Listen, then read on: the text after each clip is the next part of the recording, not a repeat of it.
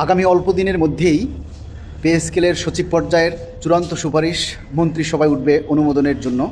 তার পূর্বে আমরা চূড়ান্তভাবে কিছু দাবি উত্থাপন করতে চাই। 2015 সালে বন্ধ হয়ে যাওয়া যে 3টি টাইম স্কেল, সেই 3টি টাইম স্কেল পুনর্বহাল করার জন্য আমরা জোর দাবি জানাচ্ছি। বিশেষ করে যারা ব্লক পোস্টে চাকরি করে তাদের পদোন্নতি নেই, গ্রেড পরিবর্তনের সুযোগ নেই।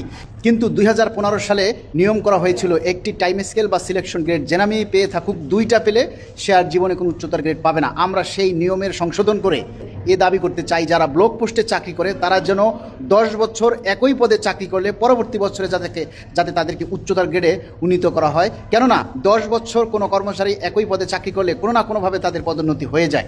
তাই আমরা ব্লক পোস্টে ভেঙে হয় পদোন্নতির বিধান করুন, নতুবা প্রতি 10 বছর পর পর যাতে উচ্চতর গ্রেড প্রদান করা হয় সেই নিয়মকে সচল করুন। এছাড়া আমরা 11 বছর পরে যেহেতু পে স্কেল হতে যাচ্ছে, আমরা মূল বেতন অন্তত এক ধাপই বাস্তবায়ন করার জন্য আমরা জোর দাবি জানাচ্ছি।